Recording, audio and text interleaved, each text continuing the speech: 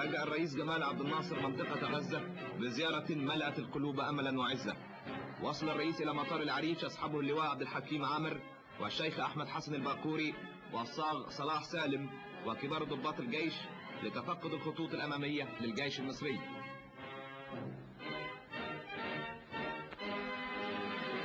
وسر النبأ وصول الرئيس وصحبه بين أهالي غزة، فخرجوا جميعا لتحيته واستقباله تدوي هتافاتهم بحياة منقذ مصر وفلسطين وقادة الثورة الأحرار. وفي وطنية مؤمنة صادقة تكلم الرئيس إلى أهالي غزة في مدرسة الزهراء الثانوية، وأكد أن مصر تقف بالمرصاد للمؤامرات التي تدبر والتي يقصد بها الاعتداء على القومية العربية في فلسطين. ووسط الجموع الحاشدة شق الرئيس طريقه إلى المواقع الأمامية لجيش مصر الباسل على خط الهدنة بين مصر وإسرائيل.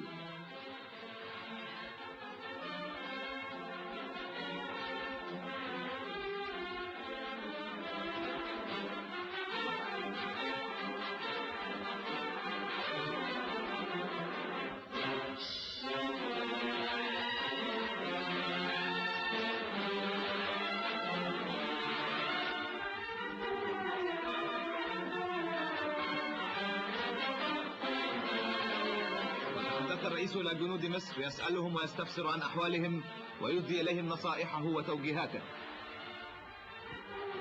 ويمدهم بنفحات من الثقة والإيمان مما ألهبهم حماسا وزادهم تصميما على البذل والتضحية في سبيل الوطن الغالي.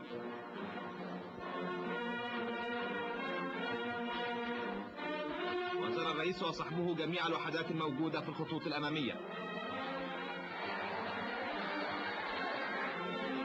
وفي حامية العريش وقف الرئيس يخاطب الجنود وهم بملابس الميدان قائلا: أنتم طليعة القوى المدافعة عن أرض الوطن، إنها أرضكم وأرض أبنائكم من بعدكم، فيها ستحاربون وفيها ستنتصرون.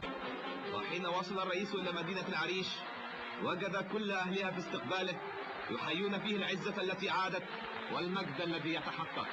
وتحدث الرئيس لأبناء مصر في هذه المنطقة، إلى أبناء العمالقة الذين صنعوا تاريخ الإنسانية، وطلب منهم اليقظة الكاملة والاستعداد المجدي للدفاع عن أرض الوطن، وأن يتعاونوا جميعا للمحافظة على حرية مصر.